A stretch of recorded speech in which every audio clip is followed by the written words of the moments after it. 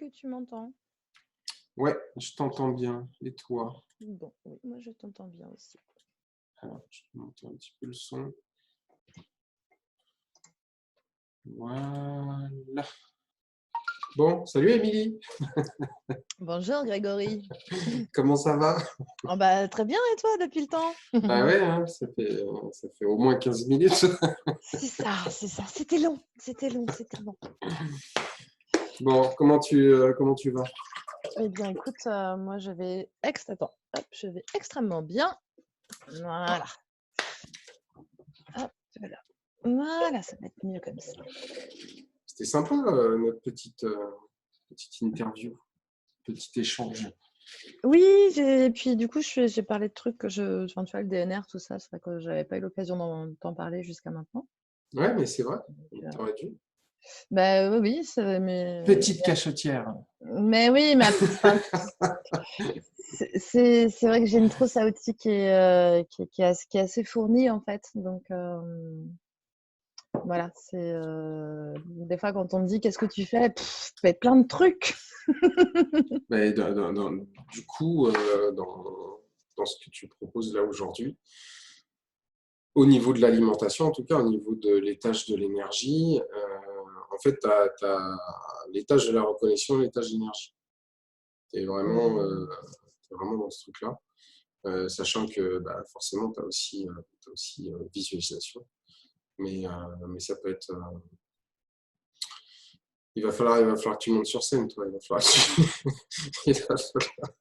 Il va falloir y aller. Hein.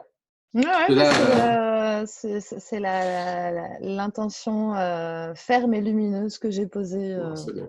pour mes activités pour 2020. Ouais, c'est vraiment mon intention là.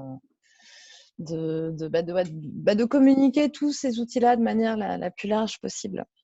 Donc, mais justement, là, tu me parles de Tower, visualisation, tout ça, tout ça. Donc, très cher Grégory Malet, Grégory Mallet. créateur de C'est à Tower, moi de passer sur le grill. c'est ton tour.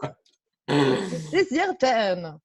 Non, Alors, mais raconte-moi un petit peu, parce que bah, je vais rebondir enfin, sur toi parce que tu parles d'un truc qui est quand non, même. tu ne rebondis pas sur moi, s'il te Mais plaît. si, tu vas voir, tu vas voir. Il y a un lien avec Je ne veux Towers. pas de Si tu me problème parles avec Ariane. d'intention, tu me parles d'intention, je suis obligé de te parler de Towers, et en tout cas de la séquence initiale, parce que dans ce que j'ai fait il y a pas très longtemps, je me suis vraiment axé sur cette conférence-là de la séquence mentale initiale, et l'intention est dans la séquence, c'est vraiment le point central, sachant que derrière, tu as juste l'implication.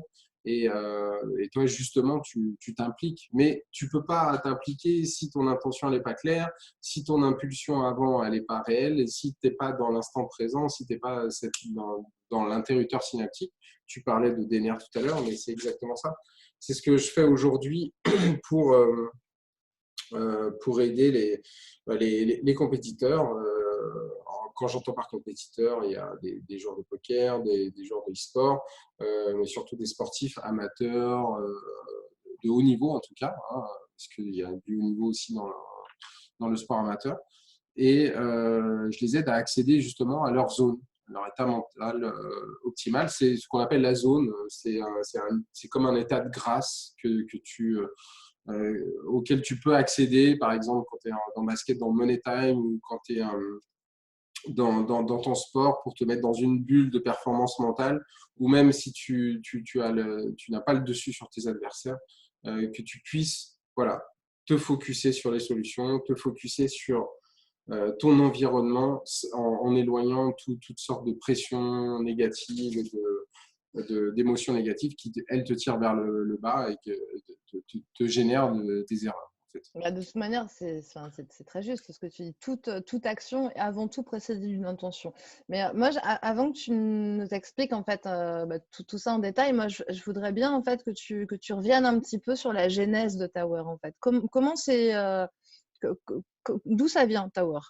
Comment ça Alors, s'est créé Tower? C'est quoi l'histoire de Tower? l'histoire de Towers, elle est en fait en 2 fois 10 ans.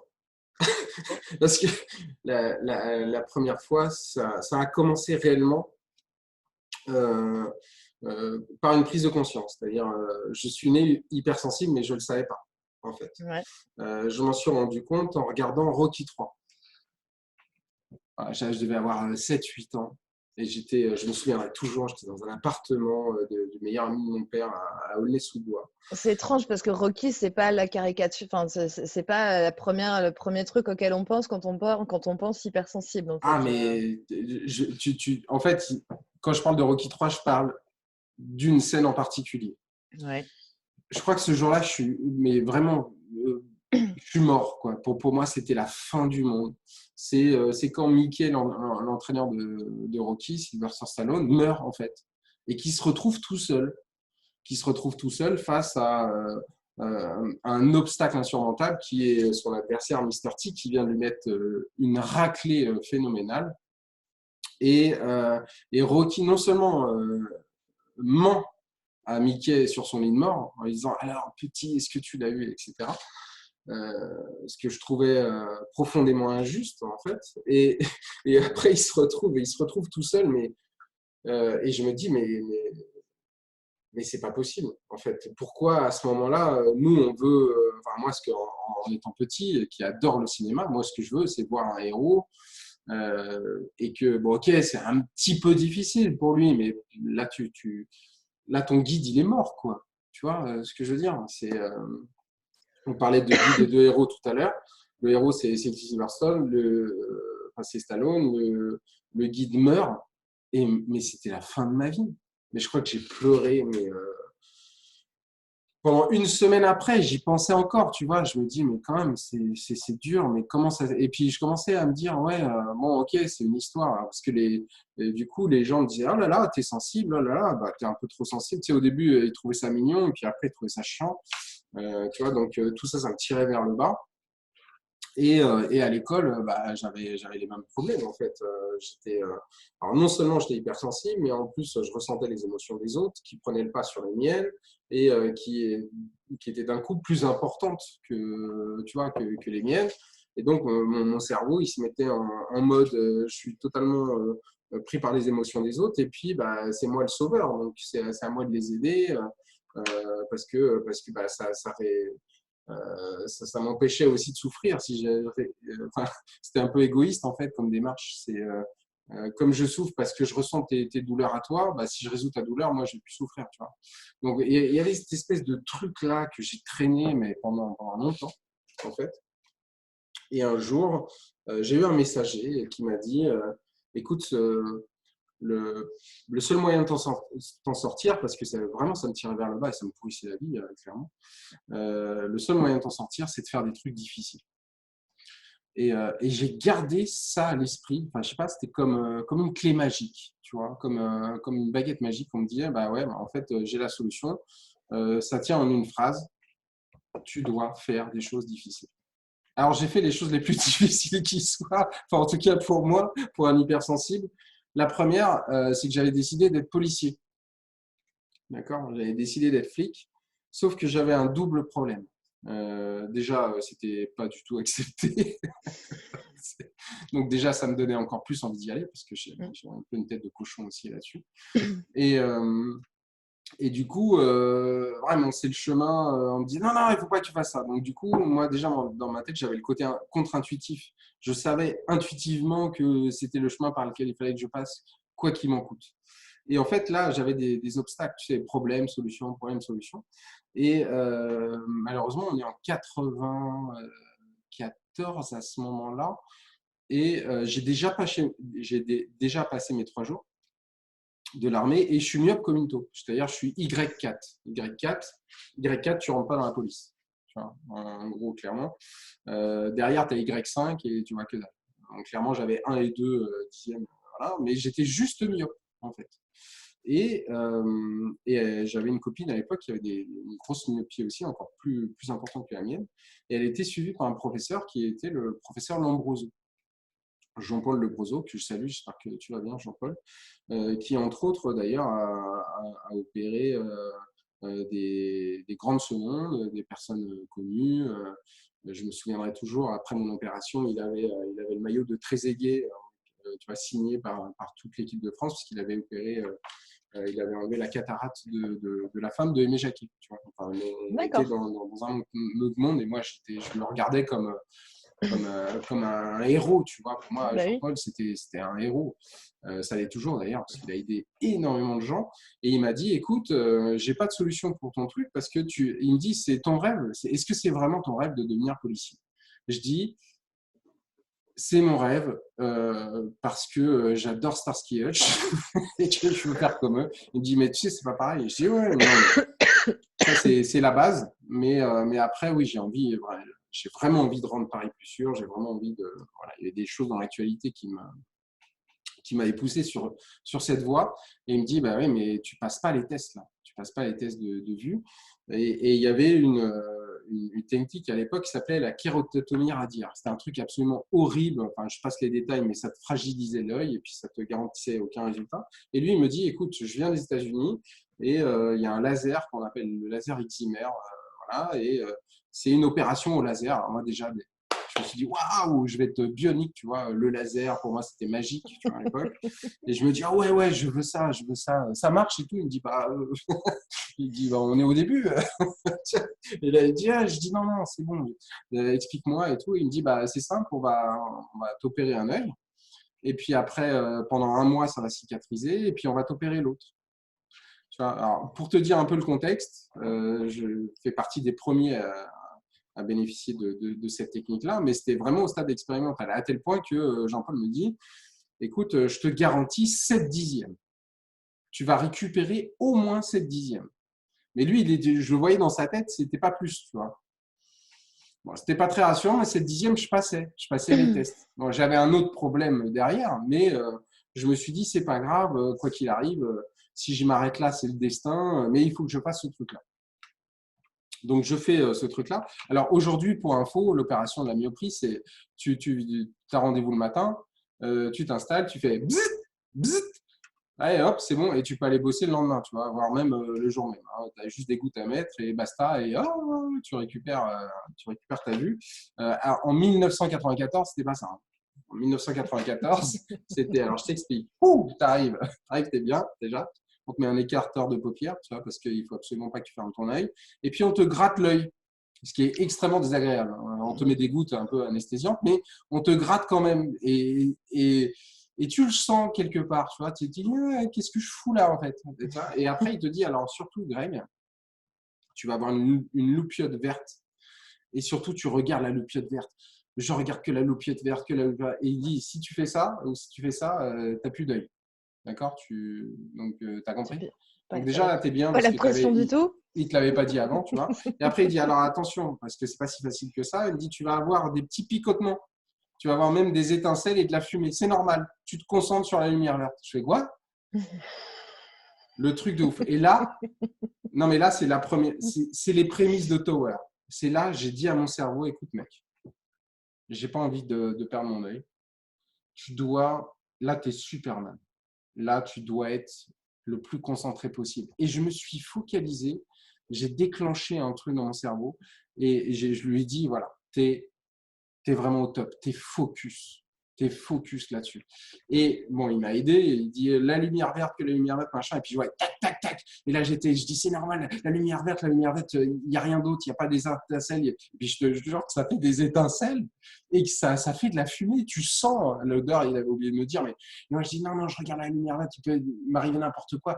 Et dans ma tête, je me dis, tu vas avoir 10 sur 10. Bon, l'opération se termine, ça dure 30 secondes, mais c'est les 30 secondes les plus longues de ta vie à ce moment-là. Tu sors, et là, tu es un peu comme ça, tu as très mal, on te donne des cachetons tout de suite, on te donne machin, on te met un pansement, on te fait tout.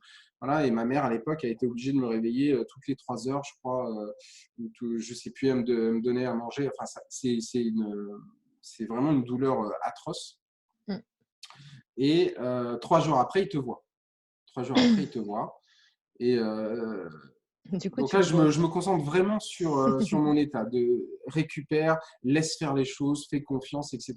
Je suis déjà dans l'état mental optimal. Je suis déjà dans la confiance, tu vois. Mais c'est vraiment la genèse de Tower à cette époque-là.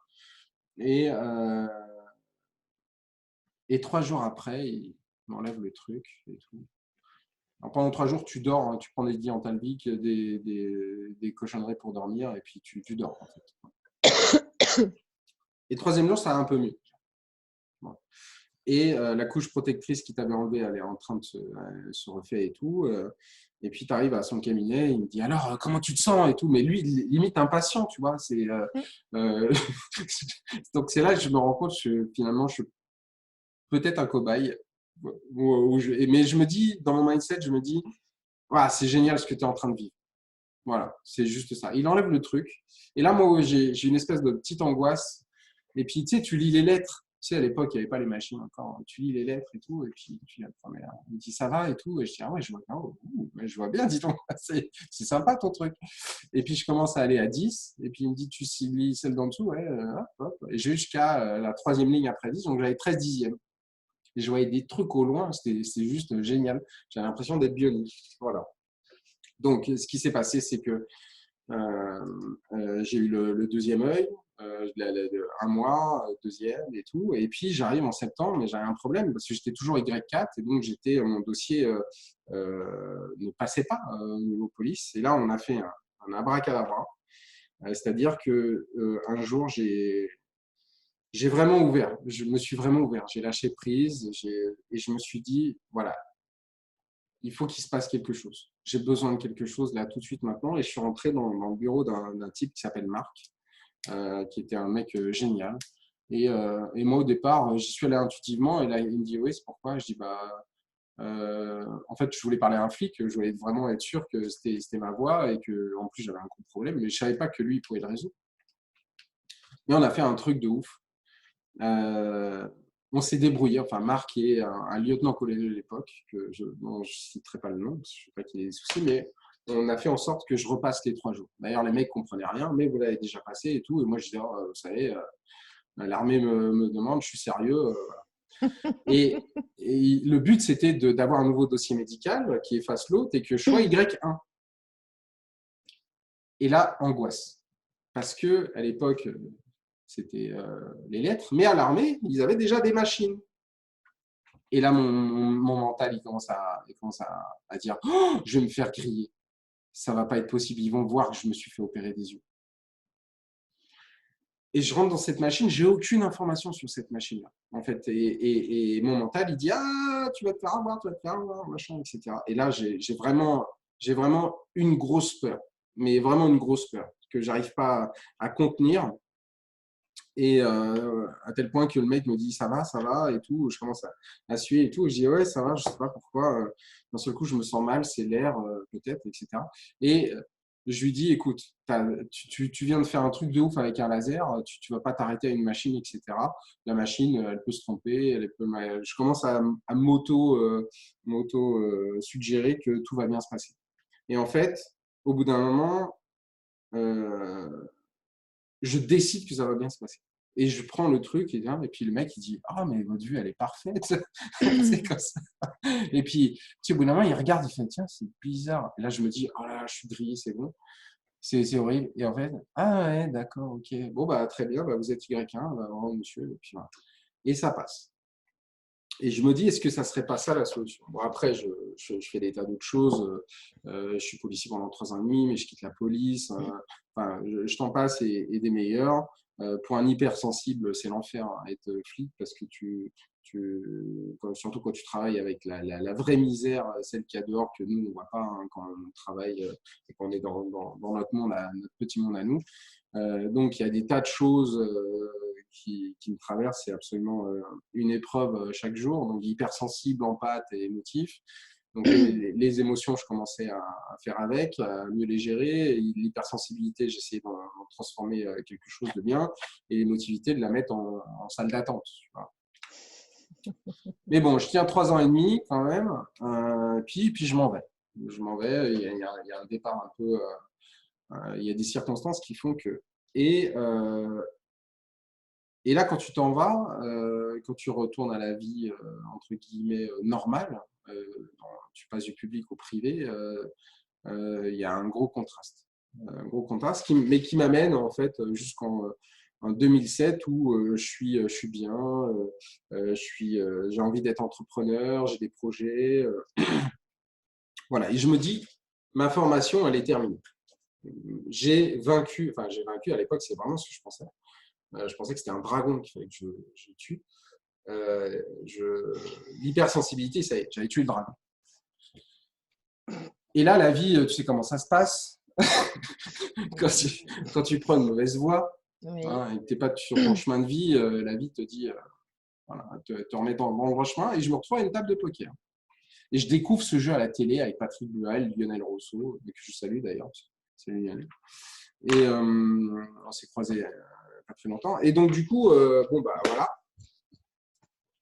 Et là, je tilte sévère. Alors, le tilt au poker, c'est quand imagine, tu vois une ville avec toute son effervescence, les lumières, la fête, etc. Et puis, boum, tout se coupe. Voilà. Bah, le tilt, c'est ça. Et soit ça génère une mort, comme une mort, une petite mort. Tu voilà, es totalement éteint, ou soit derrière, tu as des grandes frustrations, des grandes colères, etc. Ben, moi, c'était un peu le mélange des deux. Il se passe un truc totalement improbable autour d'une table de poker, où vraiment, vraiment, je me projette sur du succès, je peux gagner mon premier tournoi, etc. Et il y a une seule carte qui me fait perdre. Une seule. D'accord. Et je le sais 4 secondes, 5 secondes avant que la carte fatidique sorte. C'est-à-dire, le mec à côté, il me dit, ah, il n'y a que un 10 qui te fait perdre ce coup-là. Il me dit, t'es bien parce que j'ai jeté un 10. Moi. Donc, je me retrouve dans une situation où il n'y a que un 10 sur un jeu de 52 cartes qui peut me faire perdre le. Sachant qu'il y en a beaucoup qui sont déjà été distribués. Donc, je me dis, ouais, c'est cool. Le 10 sort et je suis éliminé du tournoi, mais là, ça réveille en moi tout le côté négatif en fait, de l'hypersensibilité, des émotions. C'est comme si une bombe explosait à l'intérieur. Pendant 2 heures, j'erre dans Paris pendant 2 heures. Je suis comme un zombie. Et là, je prends peur parce que je me dis, en fait, j'ai rien résolu du tout depuis toutes ces années. En fait, j'ai fait ce qu'on m'a dit, c'est-à-dire j'ai suivi le message. J'ai fait que des trucs difficiles. Des trucs très difficiles parce qu'après la police, j'ai fait commercial. Tu vois, et commercial au service après-vente dans un premier temps avant de devenir vraiment commercial après sur le terrain, etc. Donc, vraiment faire des choses contre nature pour moi, en fait. Mais voilà, c'était mon objectif, c'était le statut social, c'était d'être reconnu, c'était, tu vois. Et donc, je n'étais pas du tout aligné avec ça, mais je le faisais. Donc, au bout d'un moment, bah, le message, c'était bah, en fait, tu n'as rien résolu du tout. Donc, tu es toujours hypersensible. Ça te continuera à travers la vie jusqu'à la fin. Mais j'étais tellement amoureux de ce jeu. J'avais tellement envie de trouver des solutions. Je me suis dit, là, l'enquête, elle a commencé, en fait, en 2007-2008. Et je me suis dit, il faut que je trouve. Et je pensais que j'allais trouver la solution chez les joueurs de poker parce que ils étaient capables d'avoir une grande maîtrise d'eux-mêmes, ils étaient capables de cacher leurs émotions, ils étaient capables de se concentrer de manière optimale, ils étaient capables de ressentir des choses, d'avoir des informations du subconscient et de prendre les bonnes décisions. Hein, le poker, c'est pas un jeu de cartes, ni de jetons, ni de psychologie, ni quoi que ce soit, c'est le temple des bonnes décisions. D'accord, c'est là, c'est un jeu où, voilà, et des fois, tu prends des décisions de manière totalement intuitive qui vont contre la logique, mais je voulais développer ça. Pour moi, c'était de la magie, en fait. Et pour moi, c'était la solution à mon problème, à mes problèmes d'hypersensibilité, non pas à supprimer l'hypersensibilité, mais la transformer en une information qui puisse me permettre de gagner au poker et d'être mieux dans ma vie, de faire plein d'autres choses après. Tu vois le genre? Et c'est comme ça que Tower est né. Parce que c'était hyper compliqué, c'était un projet de malade. Donc là, les 10 premières années sont passées, et là, on est dans la deuxième partie de 2008 à 2018, en fait, ces 10 années-là, où je développe ça.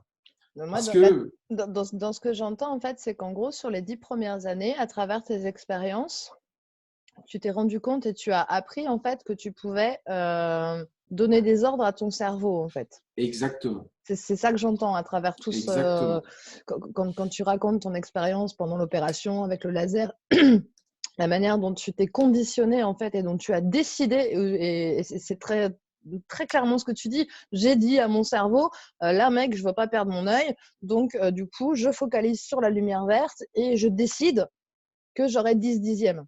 C'est exactement ça. Et en fait, c'est vraiment la manière dont, enfin, moi, c'est ça que je trouve vraiment génial, en fait. C'est que parce que intuitivement, là où il y a des gens qui font des stages aujourd'hui de développement personnel pour apprendre ça, en fait, toi, c'est quelque chose que tu as découvert par ton expérience intuitivement et que tu as mis en application et dont tu as fait l'expérience aussi. Donc, si je comprends bien, à travers Tower, c'est aussi ça aujourd'hui que tu transmets. Exactement. Alors, je transmets ça, mais surtout, je transmets le moyen de le déclencher. C'est-à-dire que, tu sais, aujourd'hui, tu es entrepreneur, infopreneur ou thérapeute. Enfin, nous sommes des entrepreneurs. Et les entrepreneurs, enfin, les grands les formateurs, les personnes qu'on suit, elles te disent, oui, ta réussite, 80%, c'est du mindset. D'accord, très bien. Bon, alors, j'ai acheté Poker Mindset. D'ailleurs, c'est le premier truc que j'ai acheté, un super bouquin. Et j'ai cherché des solutions. Ouais. Je me suis formé pour changer mon mindset, etc. Mais en fait, personne ne te dit à l'instant T, au moment où tu en as besoin, au moment où tu as ces forces contraires que tu connais, tu sais, ta famille qui dit « Oh non, mais mon Dieu, mais fais pas ça, tu vas pas mettre ta famille en danger, en péril, comment tu vas faire pour trouver des clients, toi qui détestes vendre, comment tu vas faire pour gagner de l'argent ». Enfin, tu vois, plein d'autres Oui, trucs. Et oui, puis, tu as j'ai eu des les mêmes à la maison. événements. Voilà, ben, tu vois. Bon. Il faut gérer l'environnement toxique, il faut gérer l'environnement qui part d'une bonne intention en plus. Hein. C'est vraiment de l'amour, de la protection. Les gens, mais ils ont peur pour toi. Donc, Bah, surtout, ils hein. projettent leur peur sur toi. Et voilà, mais ça, c'est ce que j'ai découvert après. Au début, je pensais que c'était vraiment un truc, mais là maintenant, j'ai garde tes. Ouais, ouais, ok. Garde tes dossiers, Garde c'est tes pas ma dossiers, tiens, réalité. hop, tu vois, c'est nous. Tiens, oh, la diversion. Et au fait, toi, ça va. Et tu as fait un truc génial la dernière fois. Et hop, et là, c'est bon. Tu vois, mais ça, personne te l'apprend en quelque sorte. Mais surtout, au moment où j'en ai besoin, vraiment au moment où j'en ai besoin, quand je suis dans un match de tennis, quand je suis autour d'une table de poker où il y a des gens qui sont extrêmement talentueux, j'ai l'impression qu'ils voient mes cartes, qu'ils lisent, ils voient mes émotions et tout, ils lisent mon jeu de manière comme un livre ouvert en fait. Quand je suis en difficulté, comment je fais pour retrouver mon mindset de tueur, me reconnecter, être vraiment la meilleure version de moi-même, mais la plus focus, la plus talentueuse, la plus garder ce mindset en fait. Et c'est pareil en rendez-vous client, c'est pareil quand je me dis fastoche conférence, fastoche webinaire, fastoche vidéo, et que 10 secondes avant, je perds totalement pied, tu vois, c'est la peau de banane de Mario Kart, tu vois, c'est pareil, tu te retrouves sonné, voilà, et puis tu dis comment tu fais? Parce que là, c'est maintenant que tu en as besoin, tu vois. Personne ne te le dit ça. Personne ne te dit comment te déclencher. Alors, si, il y en a qui disent, ouais, bah, tu devrais essayer la méditation, les trucs, les machins, les blabla, blabla. Et j'ai essayé tout un tas de rituels, en fait. Et j'ai été chercher des informations dans les bouquins, etc. Et je ne l'ai pas trouvé. Je n'ai pas trouvé comment résoudre mon vrai problème à moi, en fait. Et pourtant, je me suis renseigné sur les hypersensibles, etc. Et au bout d'un moment, j'ai décidé, je me suis dit, mais guide-moi. En fait, j'ai demandé, je dis guide-moi. Laisse-toi porter par ton intuition. Ça a toujours été ton meilleur allié. Et ben, c'est en interrogeant des mecs autour d'une table de poker. Et c'est ça qui est extraordinaire avec ce jeu en poker de tournoi, tu rencontres des millionnaires, tu rencontres des entrepreneurs à succès, tu rencontres des héros cachés, tu rencontres des mecs qui sont ultra blindés, mais qui ne le montrent pas. Tu rencontres des paumés, des pros, des semi-pros, deux qui rêvent d'être pros, des paumés, des trucs, machin, mais ils ont tous un truc à t'apprendre. Mais vraiment, c'est-à-dire que en discutant avec les gens, enfin les joueurs, etc., pause, etc., on est venu à parler de sujets où en fait finalement le tournoi était devenu secondaire, c'était la rencontre qui allait. Et franchement, j'ai découvert des pépites, des pépites de préparation, des pépites de rituels, des pépites de reconnexion, des pépites d'énergie, comment supprimer la fatigue en un instant, comment mettre ce que j'appelle mettre, ça c'est vraiment moi qui ai dit ça, mais mettre mes émotions négatives en salle d'attente. Elles sont toujours là, je ne peux pas les supprimer. Et tout le monde te dit maîtrise tes émotions. Et d'ailleurs, c'est toi qui me l'as dit aussi là-dessus. Tu dis on ne peut pas maîtriser les émotions. Tu peux les accepter, tu peux les gérer, voilà, tu peux les transformer, tu peux les utiliser, mais elles sont toujours là. Et Dieu merci qu'elles sont toujours là. On en a besoin. Comme on a besoin des échecs pour réussir, tu vois, c'est les deux facettes d'une même pièce. Mais personne ne. Enfin, je me suis dit, mais comment je peux déclencher ce mindset-là? Et c'est comme ça que vraiment, à travers des expériences, j'ai fait des tas de choses. J'ai monté une équipe de poker, on a été à Vegas, on a testé plein de trucs. Enfin, et je me suis rendu compte que ce qui faisait la différence entre ceux qui réussissaient à maîtriser, à déclencher ce fameux mindset n'importe où, n'importe quand, dans n'importe quelle situation, eh bien, c'était des personnes qui se préparaient et qui étaient capables de déclencher en un instant cet état-là par un geste signal, par ce que j'ai appelé aussi un interrupteur synaptique, par un geste soit de ce que tu m'as dit que c'était pour toi, c'est de l'ancrage. Mais pour moi, je l'ai inventé, tu vois, j'ai pas cherché à faire de la PNL ou de l'EFT ou de l'MDR ou toutes ces choses en fait. Et je voulais surtout pas le faire parce que je me suis dit je vais être influencé par ça, ça va m'enfermer dans un truc. Alors c'était une croyance limitante, mais c'est une croyance peu importe. Mais je voulais pas être influencé à ça. Je voulais vraiment que la solution elle vienne de moi et que j'aille la chercher, que j'enquête, que tu vois. Et c'est vraiment ce qui s'est passé. Et c'est le poker qui m'a donné ça. C'est fou hein, quand même. Un jeu qui n'a pas bonne réputation d'ailleurs, mais dans le poker de tournoi, tu as vraiment de la psychologie, tu travailles ton intuition, de la communication non verbale, etc., etc. Et j'ai commencé vraiment à conceptualiser ma méthode et à la tester. Alors, je l'ai testée sur moi et j'ai commencé à la tester dans la période la plus difficile de ma vie. En fait, au moment où je me suis dit, c'est bon, je vais y aller, etc., je me marie en 2010. Et puis, il s'est passé tout un tas d'événements derrière, mais vraiment chaud, quoi. Et donc,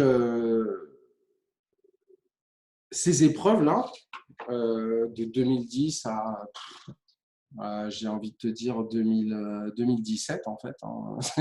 C'est un peu long. Il y a eu quand même de très belles choses. Évidemment, il y a eu mon mariage, il y a eu mes 2 enfants, etc. Mais il y a eu des épreuves, hein, comme tout à chacun, qu'on peut vivre comme ça, qui sont très difficiles et qui m'ont permis, en quelque sorte, de tester dans des situations extrêmes cette fameuse méthode que j'avais en moi et qui s'est finalement affinée. Et est-ce que Tower aurait existé tel qu'il existe aujourd'hui sans ça? La réponse est non, même si je me suis dit il y avait peut-être un chemin un petit peu plus cool, un petit peu, voilà, et que c'était qu'une histoire de détermination, de volonté, de recherche, machin, mais en fait, non, il y a rien de mieux que la vie qui te frappe dur et qui te permet de sortir quelque chose qui est aujourd'hui dont j'en suis fier parce que ça aide d'autres personnes. Oui, et puis c'est surtout que à travers ce chemin d'épreuve, aujourd'hui, enfin, moi, je fais le même constat aussi pour moi aujourd'hui. Quelqu'un qui a des outils pour aider, mais qui a toujours vécu dans le confort et qui a lui-même jamais vraiment été confronté à des difficultés, quand il se retrouve à vouloir transmettre un outil X ou Y à quelqu'un qui est en difficulté, la personne, elle va pouvoir te répondre, oui, enfin bon, mais bon, pour toi, c'est facile en fait, parce que tu n'as jamais vraiment été confronté à des situations compliquées X ou Y. Moi, Absolument. aujourd'hui, par rapport à mes clients, quand je leur dis, bah oui, j'ai fait l'expérience du burn-out, j'ai fait l'expérience de l'hypersensibilité, du harcèlement scolaire, Oui. de la rupture et de la vie avec un pervers narcissique. Et pourtant, je suis là aujourd'hui et je ne suis pas amère et je ne suis pas aigrie. Et voilà. Et toi, dans ton parcours, c'est la même chose en fait. À travers ton parcours, tu as eu de l'adversité, tu as eu des galères pas possibles. Parce que là, t'en parles pas, je te trouve. Enfin, tu resterais pudique, mais tu as quand même eu tout un parcours où tu t'es quand même retrouvé bagagiste à Roissy, Ouais, etc. je suis Donc, passé de. Mais c'était pas le plus dur, hein. Le plus non, dur. non, c'était pas le plus. Enfin, mais il y a eu plein de choses. Mais enfin, en tout cas, moi, c'est aussi ça enfin, que je trouve hyper chouette en fait. C'est que du coup, tu es à travers ton parcours la preuve vivante que on ne se laisse pas. Enfin, on peut choisir de se laisser définir par sa situation extérieure ou pas. Et en fait, tu es la preuve vivante de ça. Et à travers la méthode Tower, moi, c'est aussi ça que j'entends. C'est qu'à un moment donné, avec cette méthode-là, on peut être très très bas et pourtant réussir à transformer complètement sa vie et à recréer quelque chose de complètement différent. Donc C'est exactement ça. Ouais. c'est pas le prérequis de bah voilà, j'étais confort donc du coup ça a été facile pour moi donc du coup j'ai pu dérouler le truc de facilité. Non, absolument pas ça en fait. Et du coup le sens que prend aujourd'hui ce parcours-là, c'est que du coup, tu peux, à travers ton expérience, permettre à d'autres personnes justement de déjà changer leur réalité en disant, mais voilà, si ce mec-là, il a pu faire ce qu'il a fait, sachant par où il est passé, ben moi, je peux le faire aussi, en fait. Et Exactement. la richesse de ce parcours-là, je pense qu'elle est aussi là, quoi. Donc, du coup, est-ce que tu peux expliquer, du coup, maintenant plus précisément en quoi ça consiste, Tower? Alors, Tower, c'est ce que je me suis rendu compte, c'est que tu avais des schémas de pensée qui étaient bien installés et qui t'emmenaient vers la mauvaise route. Et que pour déclencher ce que j'appelle un état de fonctionnement mental optimal, n'importe où, n'importe quand, dans n'importe quelle situation, tu avais des choses à faire dans l'ordre, un schéma de pensée bien précis à faire dans l'ordre. Voilà, qui au début demande un apprentissage, donc on prend étape par étape. Tu as en tout 6 étapes dans Tower, sachant que les 4 premières, voilà, c'est vraiment le très gros travail. Donc je vais expliquer, tu as un travail intérieur et un travail sur l'environnement. D'accord. Mais tu peux pas agir sur l'environnement d'abord de manière efficace si tu fais pas ce travail intérieur-là. Et le travail intérieur, c'est pareil, tu peux pas commencer par les émotions. Direct, voilà, comme un taureau ou un bélier, tu ne peux pas parce que ce sera pas efficace. Même si tu as eu de l'expérience, même si tu es capable de te concentrer, de te reconnecter, d'avoir tes rituels du matin pour être la meilleure version de toi-même, pour être en pleine énergie physique. Voilà. Tu vas toujours avoir quelque chose qui va faire que ce ne sera pas durable. Et l'idée, c'est quand même que non seulement ce soit durable dans ton apprentissage, mais que après, ce soit quasi instantané. Aujourd'hui, le calme mental chez moi, c'est quasi instantané dans n'importe quelle situation. Quand je parle d'une méthode qui s'appelle le POSA, par exemple, POSA, c'est posture, oxygénation, souffle, attention. C'est un hybride avec de la visualisation. Voilà, c'est quelque chose de très puissant. C'est vrai que ton premier POSA, au départ, ça va te prendre 20 minutes, tu vois. Et ça va te prendre 20 minutes pendant une semaine. Okay, et après, 15, après 10, machin. Et aujourd'hui, je le déclenche quasi immédiatement. C'est-à-dire, je suis en situation difficile où j'ai une émotion, tu vois, qui réveille, par exemple, ma blessure d'injustice, tu vois, qui sera toujours là, mais que, voilà, que j'ai appris à guérir. Mais une émotion que je n'ai pas vu venir, voilà, je suis capable en un instant de l'accepter, de la gérer, de la mettre en salle d'attente, même de l'utiliser, de trouver le calme mental et de me remettre dans cette séquence Towers, cette séquence qui est une séquence mentale qui va me tirer vers le haut, donc ascensionnelle, de manière quasi immédiate. C'est vraiment une suite de pensées. Voilà, une suite de petites consciences qui va s'additionner, qui va être immédiate et qui va te rappeler pourquoi tu es là, c'est quoi ton vrai pourquoi, de te reconnecter à ça, à ta meilleure version, à ton amour, à ce que tu veux, le meilleur de toi-même, te reconnecter aux bonnes informations, parce que des fois, on sait, tu sais, souvent après coup, on dit « Non, mais pourquoi tu as réagi comme ça? Tu le sais pourtant !» Ouais, mais sur le coup, voilà. Et bien, sur le coup, Tower, ça te permet de t'en rappeler justement de manière immédiate, de le ressentir vraiment énergétiquement, enfin physiquement, d'avoir les bonnes pensées derrière, des pensées positives. Là, tu te mets sur la bonne fréquence. Et donc, de déclencher ton intelligence émotionnelle, que ta vision est claire, que ta clarté d'esprit est claire, de visualiser que effectivement la situation elle n'est pas si pourrie que ça et que ce que tu souhaites vraiment, tu vas agir de manière immédiate, soit par de l'écoute, soit en choisissant les bons mots, soit par ton attitude ou tout ça à la fois, de manière immédiate, pour pouvoir faire face à cette situation. Quand tu es un compétiteur, en match, tu es sous la pression, tu es dans le money time, il te manque, voilà, tu es mené, il va falloir que tu ailles chercher ces ressources-là. et que tu sois focus sur la solution et en même temps sur une ouverture d'esprit, un lâcher-prise incroyable qui va faire que bah, tu vas prendre une décision instinctive et tu vas tenter un truc, tu vas faire quelque chose qui va faire la différence. Et c'est pareil dans la vie quand tu es un entrepreneur, c'est pareil si tu es à un repas de familial. J'aime bien prendre cette, cette, euh, cet exemple-là, mais parce que des fois, la famille ou les messages, etc., ça peut être très violent pour toi, alors que pour eux, ça ne l'est pas, c'est juste une vanne et tu vois, rien de plus, tu vois. Mais ça peut vite dégénérer entre les susceptibilités des autres, le niveau de tolérance des autres, tu vois, tu sais comment ça se passe. Et c'est vraiment là de se dire, voilà, qu'est-ce que je peux faire pour que ça change, pour que ça soit bien, pour qu'on soit dans un cercle vertueux de je suis bien, donc je suis bon, je suis bon, donc je suis bien, et non pas dans tu vois, le cercle ou le triangle là, victime, sauveur, voilà, tu vois, Bon. bourreau, merci. Et donc, sortir de ces cercles vicieux-là, être dans des cercles vertueux. Et donc, j'ai inventé vraiment elle m'est venue vraiment par force de conceptualiser mes expériences et les messages que j'ai obtenus. Donc, j'ai imaginé une tour, donc en anglais Towers, avec le T en haut, OWERS,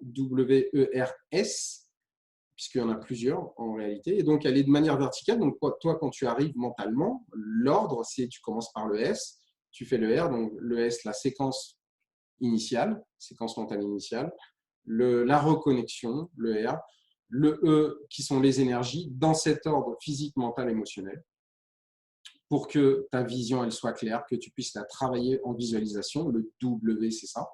Et là, ton travail intérieur est terminé. Et après, non seulement après, là, tu rentres dans un processus beaucoup plus long qui est l'ouverture d'esprit. Et l'ouverture d'esprit, si tu agis dans l'étage du haut, tu agis sur ton environnement. Ton environnement relationnel, mais ton environnement aussi, ton lieu de vie, ton lieu de vie, ton lieu de travail. Euh, Ma femme qui est experte Feng Shui dit toujours, c'est mon âme, ma maison. C'est d'ailleurs ta maison, c'est le reflet de tes problématiques, c'est le reflet de ton chemin de vie, c'est le reflet de tes blocages, de ce que tu dois surmonter sur ton chemin de vie. Tu vois, ma femme dit souvent, c'est ta maison qui te choisit. Parce que quand tu arrives dans cette maison-là, tu te projettes. Et quand tu te projettes, tu as toutes ces énergies-là qui font que, je veux dire, moi, je suis tombé amoureux de ma maison comme ça, alors que je la connaissais déjà, de loin, en fait. Et puis, je me disais, tiens, elle correspond peut-être à nos besoins, de ce qu'on souhaite. Bon, on va visiter une maison témoin, tu vois. Puis on galérait pour trouver une maison.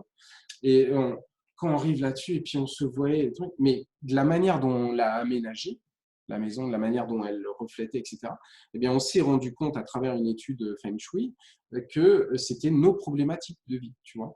On avait des problèmes. Et en agissant sur les énergies de la maison, de la manière dont on l'a aménagée à l'intérieur, en identifiant les secteurs, on a pu agir sur notre environnement et donc améliorer notre vie, surmonter nos problématiques.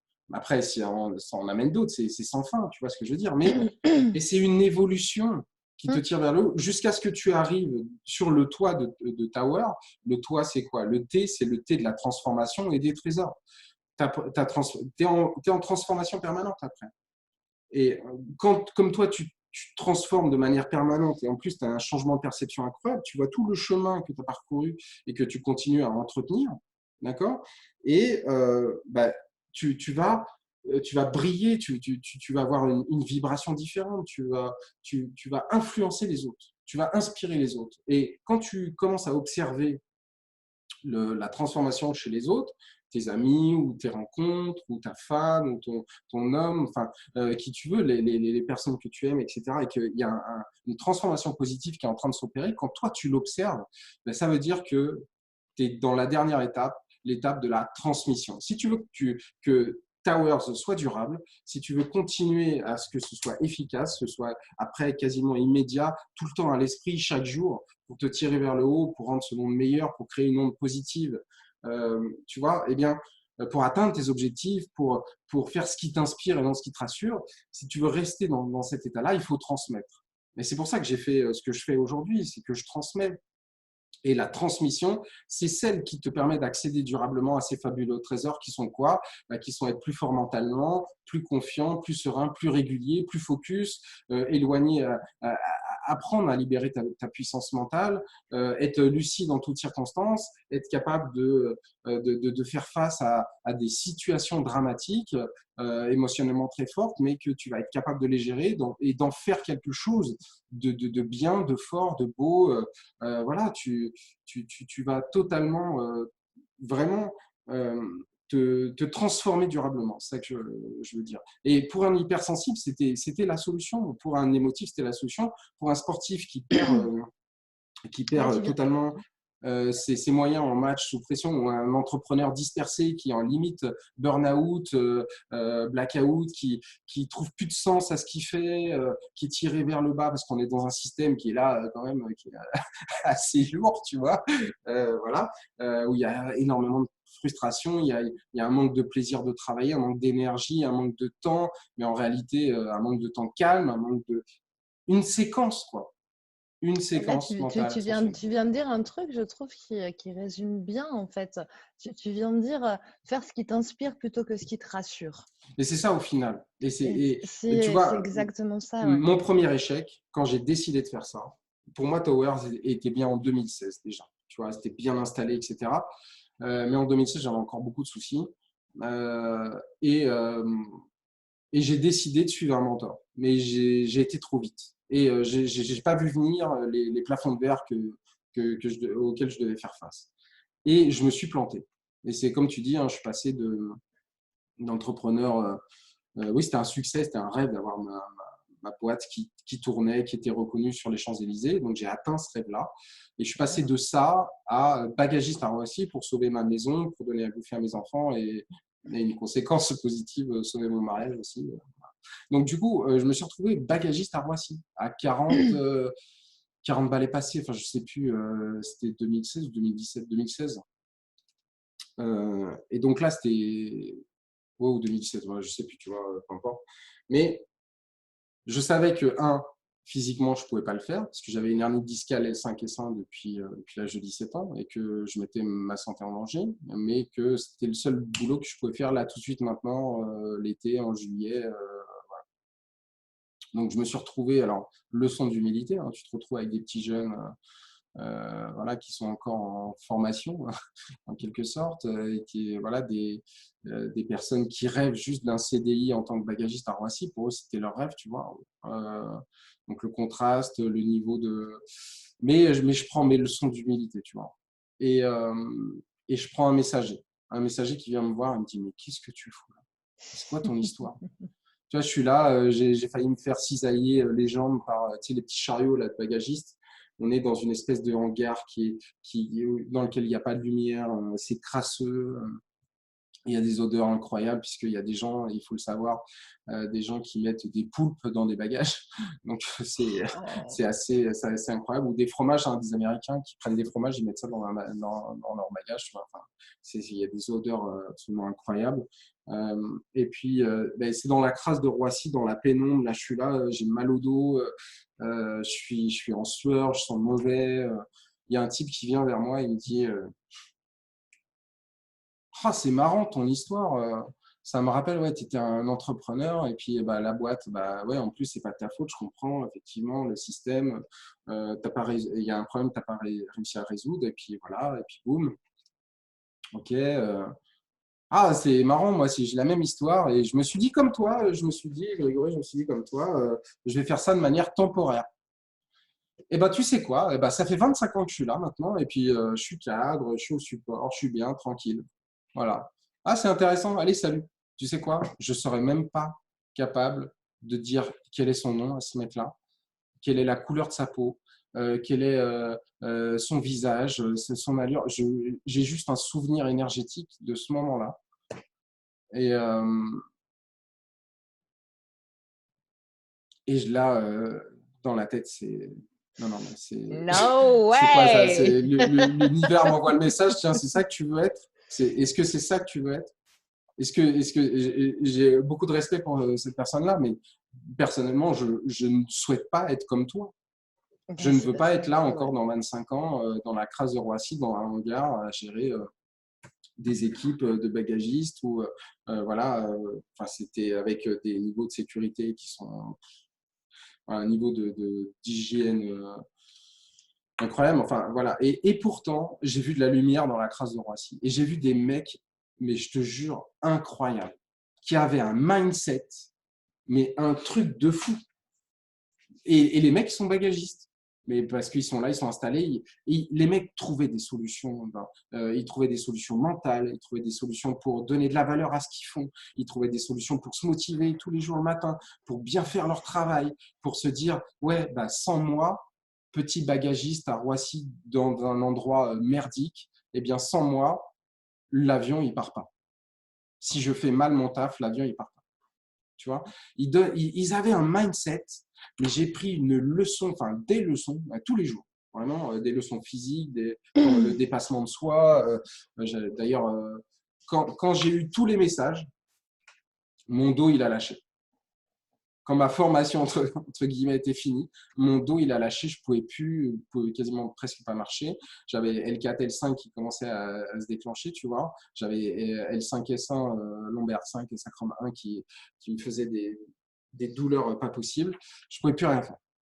Et après, j'ai retrouvé un boulot de salarié, alors que j'avais dit que je ne ferais jamais salarié, donc deuxième leçon d'humilité, mais j'ai appris quelque chose. J'avais un tel mindset de ouf après cette expérience-là, que Towers, lui, était clair et il fonctionnait, c'était limpide, c'était vraiment, là, j'ai commencé à gratter dans tous les sens et à tester. Et donc, j'ai refait un métier difficile, ingénieur commercial dans une structure où il marche sur la tête, tu vois. Bref, c'était une belle leçon aussi. Il y a des gens formidables là-bas, mais c'est juste, voilà, ils ont eu de la chance, ils se sont fait racheter. Tu vois. Mais sinon, ils allaient droit dans le mur, tu vois, bien comme il faut, sans ceinture, sans airbag, sans rien. Mais ils continuent à faire des erreurs. Mais bon, peu importe. C'est des gens avec qui je suis encore en contact et que je trouve formidable, mais le mode de fonctionnement de l'entreprise là était vraiment absolument plus qu'étouffant, négatif, enfin, tout et tout. Mais j'ai appris beaucoup de choses là-bas, encore une fois, et j'ai appris des solutions qui s'intégraient dans Towers et qui justement pouvaient donner du temps, ce fameux temps calme, ce fameux temps que les entrepreneurs souffrent aujourd'hui pour pouvoir éloigner le burn-out, recentrer ses énergies, se recentrer sur leur activité, etc. C'est là-bas que j'ai appris ces solutions-là. Oui, Et donc, et puis là Towers, encore, ce sont des choses que tu as expérimentées. Je veux dire, c'est pas des choses que tu as lues dans dans des bouquins. ah non, non, non, bah non. Enfin, Là, j'étais encore une fois, j'étais sur le terrain, tu vois, avec voilà, c'est un voilà. chemin que tu as parcouru toi-même dans ton expérience, dans ton corps, Exactement. etc. Et donc, du coup, Tower, c'est pas devenu qu'une séquence mentale ascensionnelle, c'est devenu aussi des solutions pour gagner du temps pour une certaine catégorie d'entrepreneurs et des solutions de stratégie, marketing, digital, communication, enfin tout ce que David nous a appris pour Tower Stratégie, en fait, mettre en place des stratégies, mais pas seulement de communication quand tu es entrepreneur, mais mettre en place une stratégie. C'est ce que je fais avec mon petit jeune, là, Thomas, qui perdait ses moyens en match. Il se retrouve face à des mecs qui sont plus balèzes que lui parce qu'ils ont un an de plus, etc. Il est en train de se faire malmener. Eh ben, le gamin, aujourd'hui, il perd pas ses moyens, il se focus sur sa stratégie, sur ce qu'il doit faire, qu'est-ce que je dois faire pour que ça change, comment je peux faire pour me reconnecter à ce que je veux vraiment, c'est-à-dire le maillot de l'équipe de France de hockey et être un jour jouer les championnats du monde parce que c'est ce qu'il veut. Et il se reconnecte à ça alors qu'il est mené, etc. Et là, il va commencer à faire douter les mecs. Tu vois ce que je veux dire? Il va trouver des solutions, etc. C'est ça, Tower aussi, tu vois. Donc, version stratégie, version mentale, mindset, force mentale, confiance et solution pour les entrepreneurs pour gagner du temps. Voilà. Donc là, je pense que j'ai répondu à ta question de manière globale. Et donc, du coup, aujourd'hui, j'aide les compétiteurs, j'aide les entrepreneurs, j'aide des thérapeutes qui ont du mal à remplir leur cabinet aussi. et qui ont des blocages, ces fameux blocages, on en parlait tout à l'heure, des blocages qui sont liés à leur état d'esprit, qui sont liés à leurs croyances À la limitantes, qui sont croyance liés à leur limitante, ouais. histoire, qui sont tout ce que j'ai connu en fait. Tu vois, moi, à un moment donné, j'avais un problème avec l'argent. L'argent ne rentrait pas parce que j'avais Oh. une croyance limitante là-dessus qui m'a été transmise de génération en génération. Oh, l'argent, c'est sale, ça pourrit tout le monde. Regarde Ribéry, t'adorais Ribéry, voilà ce que ça a fait, machin. Enfin, tu vois. Puis j'avais toujours des exemples. Alors j'en ai plein d'autres. Regarde Björn Borg, moi qui suis fan de tennis, regarde tous ces mecs, etc. L'argent les a pourris. C'est plus, tu vois ce que je veux dire. Et j'ai Mhm. toujours ces messages-là. Sauf que bah, je me suis guéri de ça et je me suis dit, mais attends, l'argent, c'est une énergie en fait. Puis ça peut rendre les gens heureux. C'est la manière dont moi je vais l'utiliser qui va changer les choses. Effectivement, bah, si je m'achète une PS4 ou si j'achète des jouets pour des gamins ou que j'achète une formation pour me tirer vers le haut, c'est pas la même énergie, hein, tu vois, tu es d'accord. C'est ça. Mais personne me l'a expliqué ça. Et c'est pour ça, ma chère Émilie, que j'ai créé la Towers Academy. La Towers Academy, c'est quoi? C'est l'école que j'aurais voulu avoir. Je veux créer cette école-là, vraiment en chair et en os. Alors, elle va exister de manière virtuelle, online, à travers des groupes, des masterminds, voilà. Mais il va y avoir un jour, il va y avoir un espace, je ne sais pas où, dans quel pays, sur cette planète, je vais créer la Towers Academy pour que justement ça fasse des entrepreneurs à succès, ça fasse des compétiteurs épanouis, que ça fasse qu'on fasse de nouvelles approches. Tu vois, moi j'adore ce type d'initiative où ils remplacent dans des écoles les heures de colle par des heures de méditation, tu vois, par exemple. Mais, mais ça, OK, il y a des résultats, mais ça reste une action sur un truc. En Oui, fait, puis ça reste quand si tu, même un truc, du coup, voilà, on pose une sanction et la sanction, c'est la méditation, tu vois. Donc, il y a voilà, encore un petit donc tu truc à vois, ajuster quand même par rapport à ça. il y a peut-être, alors c'est une bonne initiative, évidemment, ça part d'une bonne intention, mais pourquoi pas une stratégie globale de bien-être mental pour accéder à de la force mentale, pour être plus performant, plus efficace. Donc, et pour changer ce monde qui en a plus que besoin, enfin, tu vois ce que je veux dire, Hmm. pour qu'on puisse trouver des solutions aux grands défis qui nous attendent. Alors, je dis pas que Towers Academy, c'est la solution. Je dis c'est une onde qui va se propager, comme ce fabuleux film qui s'appelle Un monde meilleur, qui m'a beaucoup inspiré. Tu sais, le petit garçon là qui joue dans Sixième Sens avec Kevin Spacey. C'est un film des années Mhm. 2000, ça s'appelle Le monde meilleur. Vous regardez sur Netflix. Et en fait, tu as un professeur de classe qui dit, bah voilà, votre projet en cours de civilisation cette année, c'est de changer positivement le monde. Créer quelque chose, dans votre esprit, créer une solution pour changer le monde. Et il y a le petit garçon qui arrive, il dit, bah voilà, moi je suis là, et en fait, moi je vais aider 3 personnes, mais il faut que ce soit difficile, il faut que ce soit, voilà, et après, je passe le relais, cette personne-là va Ah oui, je aider l'ai vu ce 3 autres film. personnes, etc. C'est un film qui est formidable. Oui. En fait, c'est cette onde-là que je souhaite créer vraiment, tu vois. Euh, et voilà. Donc, c'est comme ça que d'un problème personnel d'hypersensibilité, avec entre-temps des obstacles de ouf, je perds ma mère un mois avant l'arrivée de mon premier fils, des choses, pardon, je ne l'ai pas vu venir celle-là, des choses assez lourdes. Ma femme qui est en train de mourir pendant que moi je suis à Arcachon en train de, tu vois, d'éparpiller les cendres de ma mère. Enfin voilà, des trucs de malades mentaux. Enfin, des trucs assez durs. Mais bon, je veux dire, on a tous des épreuves comme ça, sans parler de l'humiliation de passer d'un chef d'entreprise sur une boîte sur les Champs-Élysées qui marche bien, à bagagiste à Roissy à plus de 40 ans. Enfin, tu vois ce que je veux dire, le Oui, regard mais des autres là-dessus, il est quand même super pas mal, tu vois. je, je, L'humiliation, voilà. je vois bien, je vois bien, hein. Tu sais, moi, je suis passée d'une activité où j'étais collaboratrice dans un cabinet où je rentrais quasiment sur 1 000 € dans l'année, tu vois, à plus rien, Mm. en redressement judiciaire et compagnie, tu Bah vois. voilà, tu vois, ce Donc, type d'épreuves qui mais sont c'est quand ça. même très Mais très lourdes. c'est Et ça. quand Mais elles sont là, il faut que tu gères, hein. voilà, mais en même temps, et je pense que, voilà, quand j'écoute ton parcours, bah, ça fait forcément aussi effet miroir au mien, tu vois, parce que Oui, toi, tu as bah, perdu ta mère, forcément. moi, j'ai perdu mon père. Enfin, tu vois, il y Oui, a eu bah, voilà.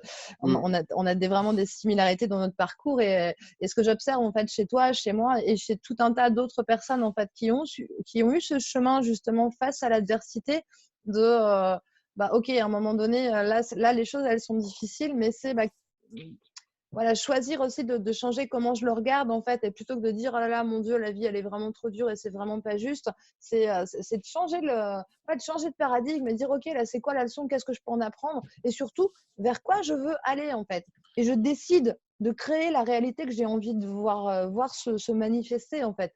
Et Alors, pour trouver j'entends, cette force-là, tu as raison. Alors, moi, j'ai une question. Qu'est-ce que tu fais? C'est pas qu'est-ce que je peux faire? Ça, c'est la question d'après. Mais la première question, c'est qu'est-ce que je fais? Qu'est-ce que je dois faire pour que ça change? c'est ça. Et après, tu commences le travail de réflexion. Qu'est-ce que je peux faire pour que ça change? Qu'est-ce Mm. que je dois là? Moi, Qu'est-ce que je fais? il y a, Concrètement, je fais quoi pour que ça change? il y Après, a qu'est-ce ça, que je dois faire et qu'est-ce il que y a je peux qu'est-ce faire? que je fais, il y a qu'est-ce que je veux aussi. Oui, mais ça, Tu vois, évidemment, la question là, c'est effectivement avoir cette visualisation, cette vision dont je parlais tout à c'est l'heure. ça. Mais tu as quand même des choses à faire avant, mentalement, hein, Bah oui, et parce que puis, enfin, moi, dans ce que j'observe, enfin, tu vois, toi, tu dois observer la même chose aussi, c'est que quand on est complètement plombé, en fait, par nos émotions, notre c'est fréquence, ça, elle baisse. c'est le bon Et terme. du coup, on se retrouve, en fait, avec genre un espèce de gros nuage tout noir devant la figure. Et forcément, enfin, j'accompagnais une amie l'autre jour. Et je lui disais à un moment donné, quand tu appuies, du coup, là, je vais te servir, je te la sers sur un plateau, là, tu vois, parce que dans le chat de Power, elle va être quand même formidable, celle-là. Je lui dis, D'accord. voilà, à un moment donné, quand tu es dans un building de 72 étages, Mhm. quand tu es coincé au rez-de-chaussée, tu sais, dans les toilettes du rez-de-chaussée, qui ont une toute petite fenêtre qui donne vue sur le mur de l'immeuble d'à côté. Quand Mhm. tu regardes dehors, tu te dis, mais non, mais laisse tomber, le paysage, il est trop pourri, c'est tout moche ici, c'est tout pourri, ça pue, Mhm. c'est crade, c'est froid, Mhm. c'est tout petit. Ok.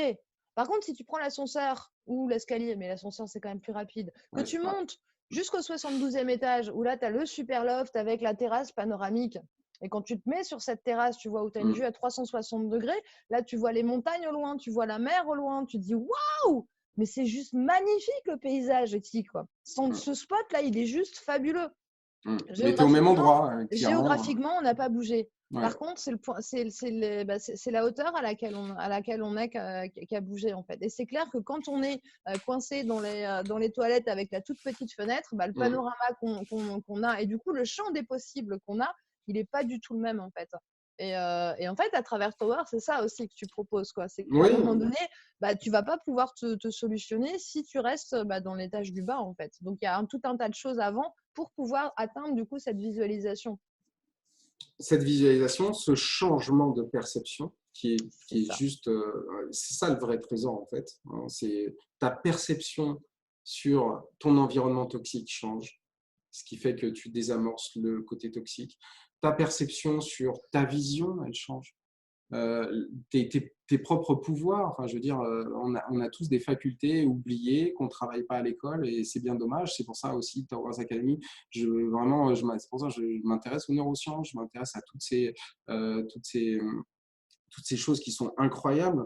Notre cerveau est un outil, est un organe, c'est pas nous, notre cerveau. Tu vois ce que je veux dire? Et vraiment, c'est le changement de perception d'une situation pourrie qui va faire que toi, tu vas tirer vers le haut, tu vas trouver des solutions, tu vas accéder au calme mental, tu vas être plus serein, même si c'est difficile, même si tu vas continuer à souffrir, même si tu vas continuer à pleurer, même si tu vas continuer à parfois, c'est pas rose, quoi, je veux dire, mais voilà, tu auras ce pouvoir-là de déclencher, de développer et de maintenir ton bien-être mental n'importe où, n'importe quand, dans n'importe quelle situation et de tirer toi vers le haut et les autres vers le haut. Voilà, c'est ça que je veux pour moi, pour mes enfants, pour ma femme, pour tous ceux que j'aime, pour tous ceux qui adhéreront à cette idée de Towers Academy. C'est ce que je souhaite, c'est mon chemin de vie.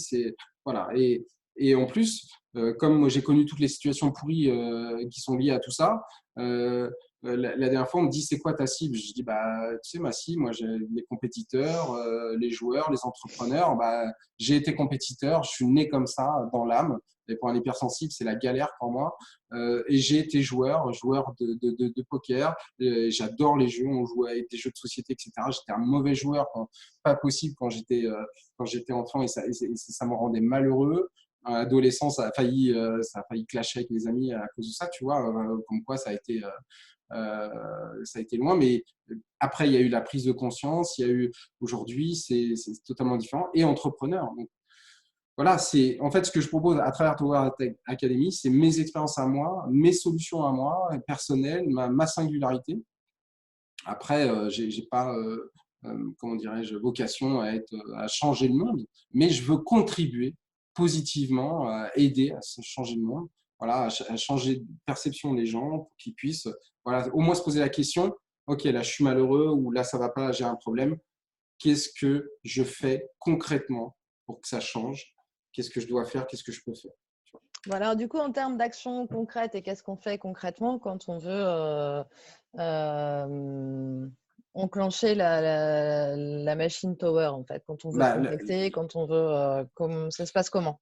bah, ça se passe comment? Tu es dans la séquence mentale initiale. C'est-à-dire, la séquence mentale initiale, c'est le monde des I. Il n'y a que des I partout. Il y a effectivement, on parlait tout à l'heure d'intention. Tu as une séquence qui Non, va non, mais faire. ma question, Ah, c'était pardon. concrètement comment on te trouve, comment on Ah, te comment on me contacte. trouve? Ah là Bah là! oui, Ah, comment on me c'est ça, trouve? parce que du Bah, coup, vous moi, regardez cette vidéo, vous m'avez trouvé, non? Alors, on me trouve bah, dans plein d'endroits, c'est vachement sympa. Non, on me trouve sur Facebook. La première chose que j'ai ouvert, c'est Facebook, Towers-Academy avec un Y. Voilà, donc c'est un groupe où effectivement, bah, je donne beaucoup d'informations sur comment ça fonctionne. Ensuite, bah, effectivement, je fais des conférences, je fais des ateliers. Donc voilà, il suffit de, effectivement, là, je vais envoyer une page sur laquelle vous pouvez juste donner votre prénom et votre email et votre numéro de téléphone. Si vous le souhaitez, hein, toutes les données sont protégées et tout, RGPD conforme, c'est le fameux truc que j'ai appris quand je suis redevenu salarié. Et donc du coup, voilà, et puis après, bah, vous rentrez, vous avez accès à des vidéos, vous avez accès à des événements, et puis voilà, ou vous m'appelez directement. Alors c'est vrai que comme toi, moi, j'ai pas préparé le truc, hein. On va prendre un petit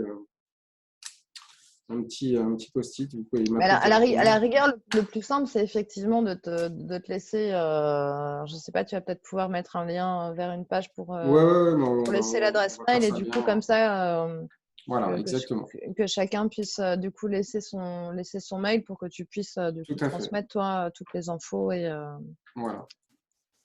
Et donc, et toutes les différentes modalités, les différentes manières, les différents endroits, etc., quoi.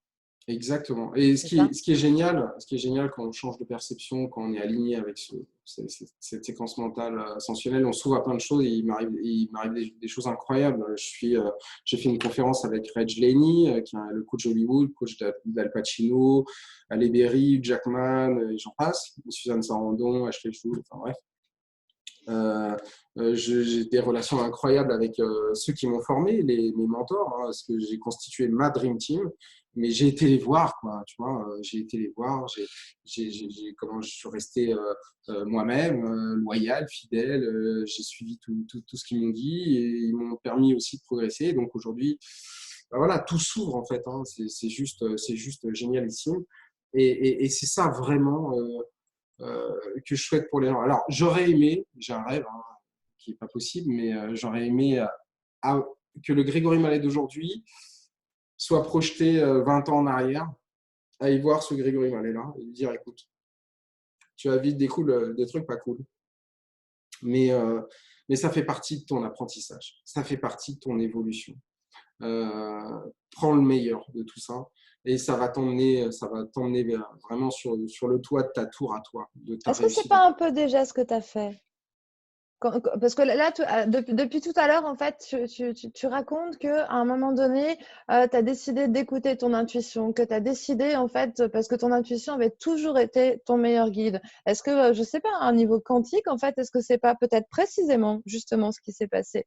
Qu'à travers le temps, en fait, cette intuition, c'était pas le Grégory Mallet d'aujourd'hui, tu vois, qui était gentiment en train de chuchoter à l'oreille du Grégory plus jeune, en fait. J'en sais rien, hein, mais Alors, c'est… tu touches un truc. Un des trésors de Towers, Une fois que tu travailles vraiment ta séquence mentale et je veux dire, en 1 mois, tu changes ta vie, en 3 mois, tu la transformes complètement et en 6 mois, tu l'installes, hein, vraiment. Ce que je peux te dire, c'est que entre 3 et 6 mois, tu vas développer une compétence, parce que c'est une compétence, hein, ce n'est pas un truc magique, c'est ce que j'appelle l'intuition authentique. C'est-à-dire la vraie intuition, celle sur laquelle tu ne peux pas te tromper, en fait. En tout cas, à l'instant T, c'est cette force invisible qui va te pousser vers une solution plutôt qu'une autre. Et qui va faire partie de ton chemin de vie le plus positif possible, avec le plus d'impact possible, le plus d'intensité, voilà, la fameuse dans le monde des healers. Mais tu vois ce que je veux dire? Et cette intuition, est-ce qu'elle m'a toujours poussé? Oui. Oui. Oui, en fait, oui, parce que franchement, j'avais des chemins faciles qui s'ouvraient parfois devant moi. Et comme j'avais toujours cette petite voix-là qui disait est-ce que je vais choisir le difficile là? Est-ce que j'en ai vraiment envie? Il y a des fois, il ne fallait pas le faire. Des fois, c'était vraiment une connerie. Mais il y a des fois, il fallait vraiment le faire contre vents et marées. Et c'est toujours l'intuition j'ai toujours su écouter ça. Mais aujourd'hui, bah, je peux la déclencher. Je peux la déclencher. Je peux vraiment me prendre le temps. Ne serait-ce que 5 secondes. Mais quand c'est 5 secondes, on parlait de conscience, tu sais, tout à l'heure en mangeant, manger avec conscience, consciemment. Et là, c'est pareil. Les 5 secondes que tu vas avoir, elles vont être à un niveau de conscience, mais incroyable. Et pose-toi. Et pendant ces 5 secondes-là, connecte-toi à ton intuition authentique. Pas l'intuition hein, qui est branchée avec, tu sais, comment l'intelligence collective là, qui est parfois un message un peu, voilà, c'est pas la majorité souvent qui a tort hein, ou qui a raison, mais voilà, en tout cas, ça peut te mener vers des chemins un peu plus qui sont pas en adéquation avec tes aspirations profondes, ou qui sont pas en adéquation avec ton chemin et la décision que tu dois prendre à l'instant T. Donc vraiment te connecter à cette intuition authentique-là, savoir la déclencher, bah, c'est ça en fait. Mais si j'avais que 1 minute avec ce Greg-là, imagine, il y a une machine à remonter le temps et que j'ai que 15 secondes avec Grégory Mallet d'il y a 20 ans. Je serais vachement emmerdé pour synthétiser mon message, mais je lui dirais écoute-toi, écoute-toi là. Apprends à t'écouter, apprends à te connecter à cette écoute-là, à ton petit GPS interne, ton intuition authentique. Il n'y a que ça. Laisse-toi guider par ça. Fais ce qui t'inspire et pas ce qui te rassure, et encore moins ce qui rassure tes parents, les autres, etc. 15 secondes. Et là, je disparais. Parfait. Mais je suis sûr que c'est bon. Ouais. Je suis sûr que le Grec d'il y a 20 ans, il pige, tu vois. Et Ouais, ben moi, je veux essayer de transmettre ce message-là. Voilà. Ben, je crois que tu l'as très bien fait. Merci. Bon, en tout cas, je te remercie beaucoup. Merci, à Émilie, de toi. ton temps. Merci. Merci. Voilà, il y a plein de merci. De gratitude parce qu'il y en a d'autres. Hein. Voilà. Merci pour ces moments qu'on a partagés là. Voilà, on va évoluer ensemble. Voilà, on va aider les autres, on va contribuer à changer le monde et ça va être bon. Merci beaucoup à toi aussi en tout cas. Bon, à bientôt. À tout bientôt. Salut. Merci beaucoup. Ciao, ciao.